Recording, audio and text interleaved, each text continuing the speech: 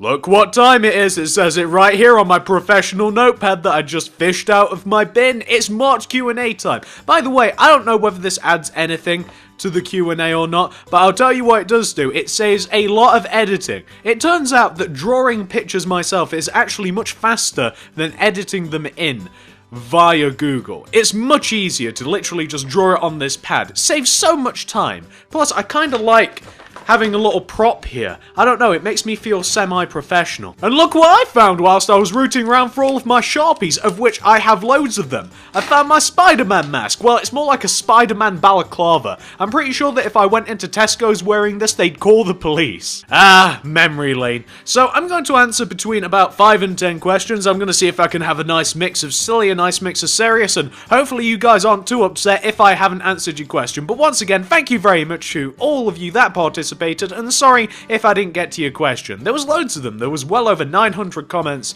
in the span of, I don't know, not too many hours. Let's get to this. So for the first question, which is oddly political and got a weird amount of thumbs up, is your opinions on Donald Trump. This man right here. I don't have too many opinions on him because I don't really follow politics, so I only know the kind of hearsay that you hear from the internet, and from what I understand, he's a little bit of a Looney Tune, but I'll tell you, the videos that I've watched on YouTube of him debating, the little snippets from all of his debates, he's a pretty entertaining guy. Whether he'd make a good president or not, who knows? Probably not, but it's a difficult job to do. You probably can't blame him, so if nothing else, he's entertaining. Don't know whether he'd make a good president, but it would certainly be interesting to see him in the White House, wouldn't it? Wouldn't it be interesting? It would turn America into a fantastic reality show. It really would. And I'm all for it. You know what? I think that I've just became a Trump supporter. Not that I can vote. My vote doesn't matter, but maybe we'll become a Trump supporter. Maybe I'll move over there, gain citizenship before your general election or whatever you guys call it, and maybe I'll vote for the Trumpmeister. Next question. On a more serious note, we have, what's 9 plus 10? This is going to take some working out. Okay, we can work this out. So we have 9, which is this many, and we're going to add 10, which is this many.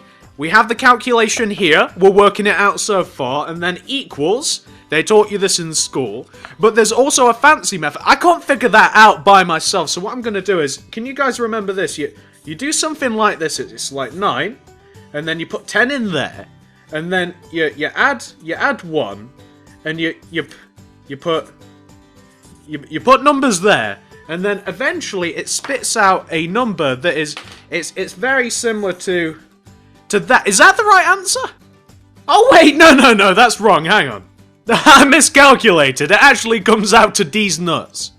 Next question, on to a silly question. Q&A, who is your favourite game but not Minecraft? Well, I think he means what is your favourite game, but I actually might be able to show you. It's a mobile game, so let me see if I can get this working. So this is my current favourite game. It's called Clash Royale. It hasn't been out for very long, I think about 3 days or so, but I am telling you, I am just about addicted to this thing. I haven't played a game like this in quite some time, in which I have been so compelled that I really just can't put it down. I've been playing this for just about non-stop for, like I said, about 3 days I think it's been out, maybe 4, I don't know. Time has been flying with it, let me tell you. I've lost so many hours to this thing, it's unbelievable. It's a very simple concept.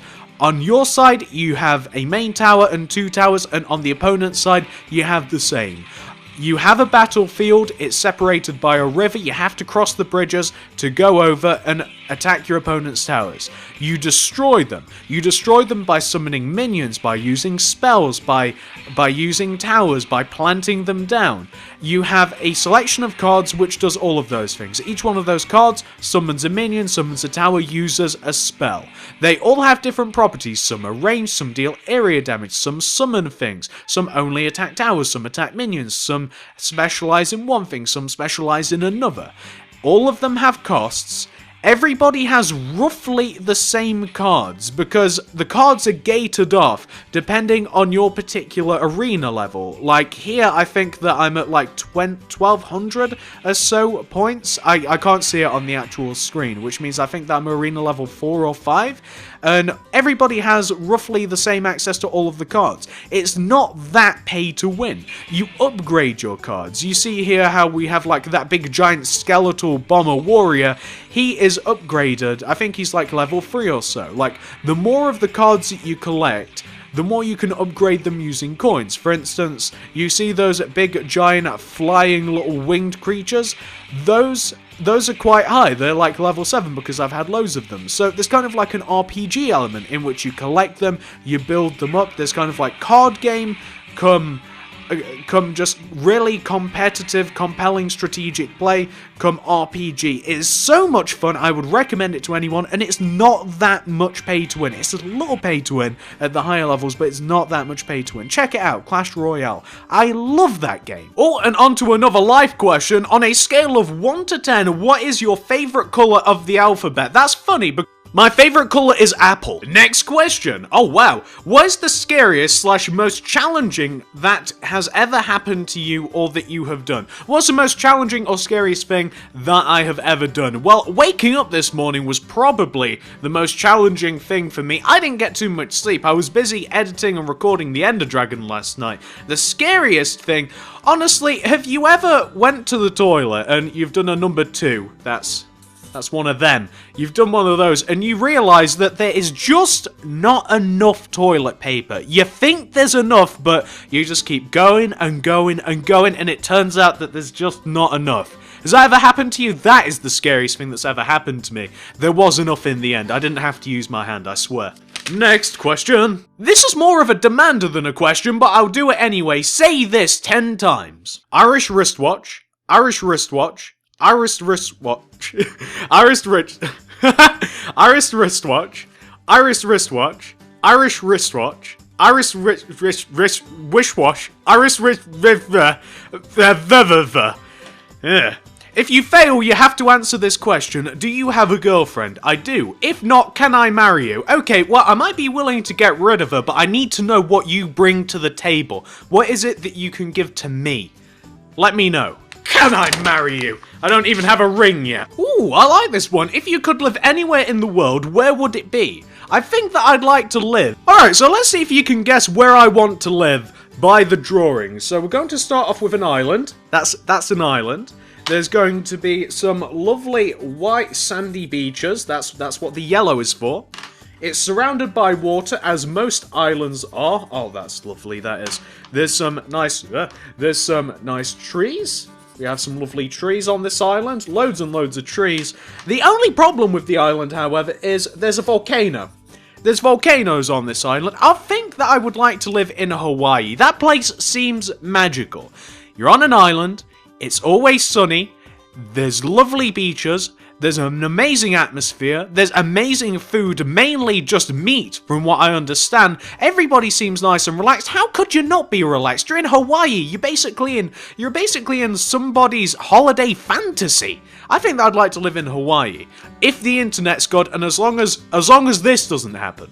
Let me illustrate for you my concerns. This is my concern. I don't want to be incinerated by a volcano, but everything else about it, literally everything else, as long as the internet is good, is kind of like my personal paradise. I would love that. Hawaii, one day. One of these days, one of these days. If you could swap an animal's face with another animal's body and keep it as your pet, what animal would it be? So you're asking me to genetically engineer a poor helpless animal and then keep it for my own personal amusement? I'm in! Okay, let me think about this.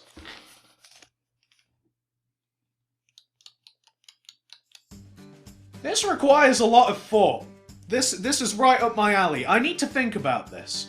I think I'd make a bear pig. Those are really my two favourite worlds. Not only do you have the bear, which is really a lovable creature. I do love bears. They're just so soft and cuddly, apart from the razor-sharp claws. But if you take the claws away, and if you replace it with little trotters, if you give them little trotters instead, which are not nearly as harmless, and if you take away those snarling teeth and give it a nice little snout instead, then I think that you've got really the perfect animal. You have all the cuddliness and loveliness of a bear, and you have the harmlessness of a nice little pig.